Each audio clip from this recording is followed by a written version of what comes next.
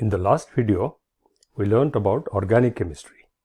Organic chemistry consists of study of molecules that have carbon and hydrogen, and they have covalent bonds. And the reason why we studied organic chemistry was that it covers the chemistry of certain widely used chemicals in our daily life, and I had mentioned that this has to do with polymers and biomolecules. Today we will cover polymers. Now, what are polymers? Let's look at some examples of polymers that we use in daily life. We all use polythene bags, and if you go to a shop and buy something, they will pack it up and give it to you in a polythene bag, whether you go to a vegetable shop or clothes shop. And also we use this for packing things, polymer sheets. So these are polythene bags. Now, if you have looked at the plumbing in your house or pipes underground, you will find that there are plastic pipes used for carrying water. Those are made up of PVC. PVC here stands for polyvinyl chloride. That's the short form. PVC is the short form for polyvinyl chloride. So this is also a polymer. Now, sometimes when you go to a restaurant and they serve you hot drinks in a glass that you can take away, you have seen that white colored glass which looks like which is also referred to as a foam glass or a foam cup, that is made up of polystyrene. You have heard of polyester cloth, which is also known as artificial silk. So this polyester is known as artificial silk.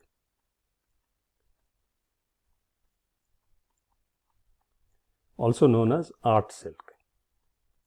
That's the short form for artificial. In fact, this has made clothing very cheap for everyone.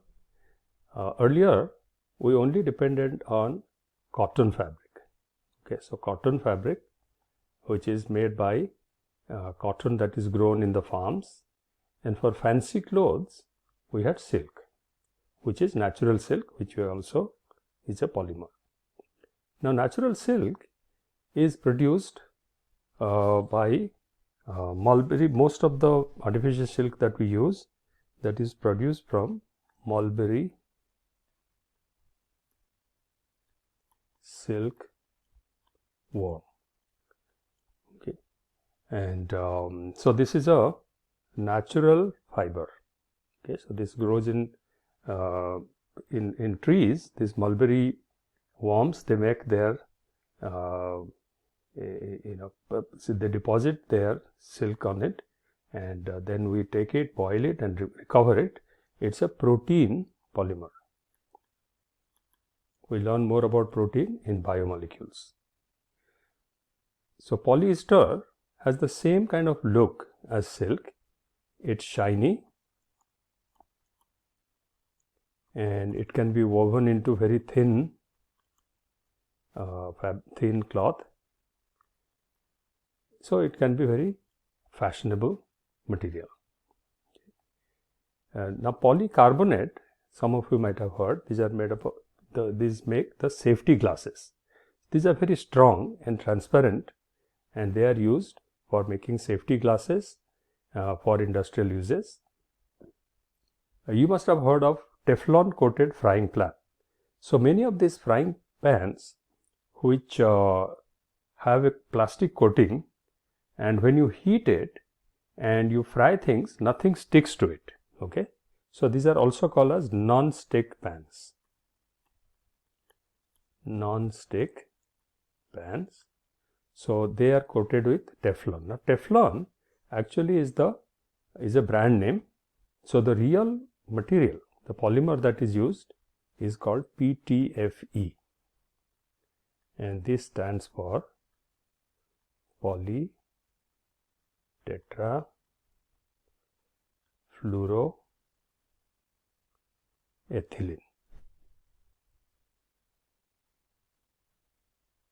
Polytetrafluoroethylene, PTFE. Teflon is a brand name of DuPont. Now rubber, that is a natural polymer. This is grown from plants.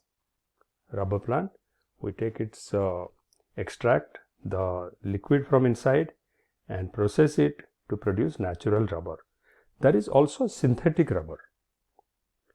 We have synthetic rubber also. Synthetic rubber. For example, there is a material called isoprene, polyisoprene, which has similar characteristic as rubber, but of course it is much stronger than normal rubber and it lasts longer time.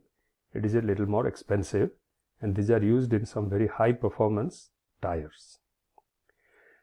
Another class of material where polymers are important are the composite materials. So you must have heard of something called fiberglass. Fiberglass. So what is done in this is that you take glass fiber and reinforce plastics or polymers with these glass fibers.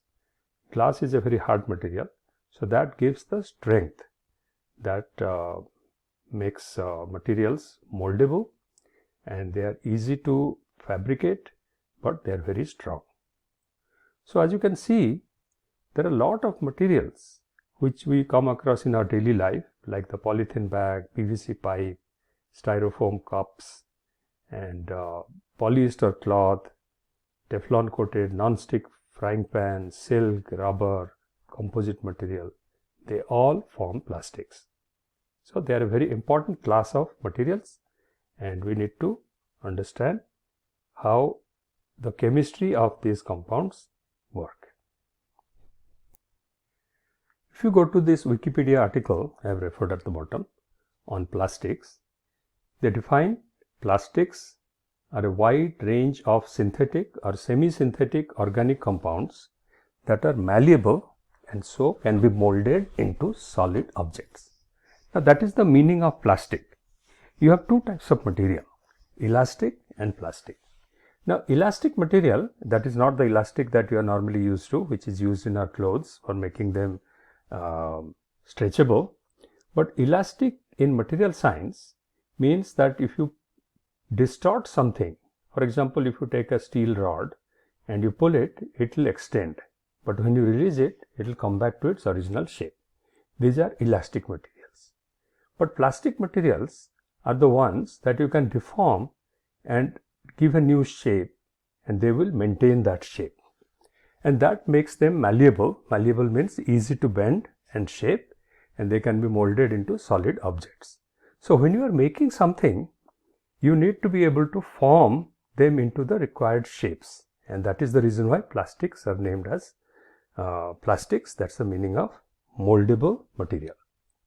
Now typically plastics are organic polymers of high molecular mass and often contain other substances, and we will see how these high molecular mass organic polymers are produced and how their structure is in the next slide.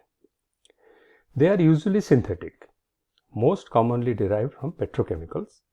However, an array of variants are made from renewable materials such as polylactic acid from corn or cellulosics from cotton linters. Coming to the definition of polymers, again taken from the same Wikipedia article on polymers.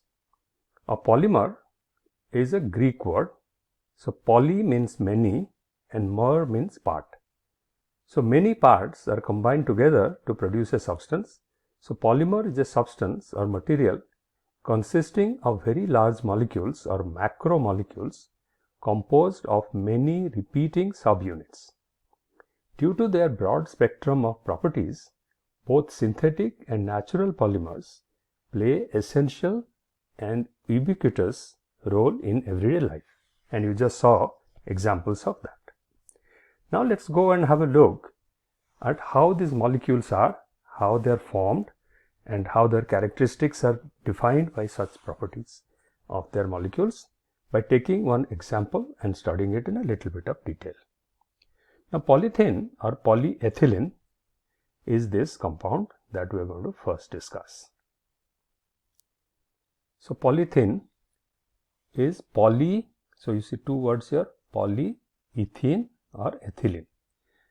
In organic chemistry, we learnt about the ethylene molecule. So, ethylene molecule has 2 carbon atoms and 4 hydrogen atoms, and the 2 carbon atoms are joined by a double bond. So, double bond means there are 2 bonds that are formed, and if you remember, these are covalent bonds. So, first is that they are covalent bonds.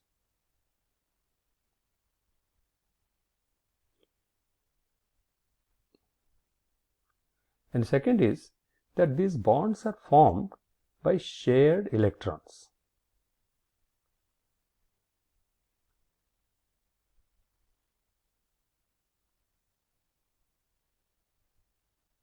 So, electrons are shared. So, if you remember the structure that we had talked about is that when you have a carbon hydrogen bond, so between the carbon atom and hydrogen atom, there are 2 shared electrons. So, here we have 2 carbon atoms and 2 hydrogens. So, there will be 2 shared electrons with the hydrogen on the other side, and between 2 carbons we have a double bond. Double bond means there are 4 shared electrons. Okay. So, this is the structure, and of course, there will be other electrons that are present, but this is the bond that we are talking about here. This is the double bond. So, this is the ethylene molecule. Now, polyethylene means this ethylene molecule is added to itself many times. How does that happen? So, you can have one of the bonds breaking. That means you had this shared 4 electrons were there. So, now it can become 2 electrons are shared, and another electron here and another electron here, they get free to join other carbon atoms. So, here you see, you take this ethylene molecule, that was this ethylene molecule, that had a double bond here. That double bond was broken, so that that electron becomes available to join with similar ethylene molecule from another source. Okay, so you have another ethylene molecule, this ethylene molecule. Now, these 2 carbons can form a new bond now. They belong to different molecules earlier, but now because this double bond was broken and those electrons became free, and this also had similar to free electrons, so this carbon-carbon bond could form. And of course, the hydrogen is still there. Hydrogen is not gone anywhere. So, the hydrogen is still there. Okay, and it has formed bonds with new carbon. So, this process can go on, and you can have a large number of such ethylene molecules joined together, and that is why the name polyethylene. Poly means many, mer means item. So, polyethylene. So, whenever you have poly added to a molecule, it is basically a polymer. So, we had seen examples of polythene, polystyrene, etc. And if you go into these references I have given here, you can learn more about such reactions. Here are some examples of various items made up of polythene that you can see in your daily life. Here is a polythene bag, here is a polythene box, polythene bottle, dustbin, a big bottle, and pipe. Here are some examples of polymers in healthcare. So, you can see PMMA, silicone, these are all used in contact lenses and catheters, hip, knee replacements, face implants, etc. So, various types of polymers that are used there. Now if polymers are such important and highly useful molecules and materials, why is there ban on use of polymers? You must have seen use of plastic bags are banned, etc. The reason is that polymers, plastics are very slow to degrade. If you take example here, normally vegetables that we use in every day, they degrade within 5 days to 1 month, and they become into their individual molecules, they blend with the environment. Something like a glass bottle lasts for millions of years, but plastics last anywhere between 10 to 500 years or more under the normal conditions outside. So that's why this picture here, you see there is a beach and there are so many plastic bottles lying there, and they are lying there because they cannot degrade easily. That is the reason why there are environmental issues in using plastics. So plastics are slow to degrade, they are cheap, and hence they are disposable items and they are thrown into the surroundings. Now it's estimated that between 1.1 to 8.8 million tons of plastic waste enters the ocean from coastal communities each year after use. This article you can read. Science magazine is a very internationally renowned magazine. Very important articles come out in that. In 2015 this was produced. So that is why there is a big interest in biodegradable polymers, natural polymers like silk, for example. Now silk degrades only within 4 years. Okay, and so natural polymers are becoming more popular, and also how to use plastic responsibly and how to dispose of them correctly and how to reduce their usage is a major challenge right now. In the next video, we will look at another class of important polymers, organic molecules, which are called biomolecules.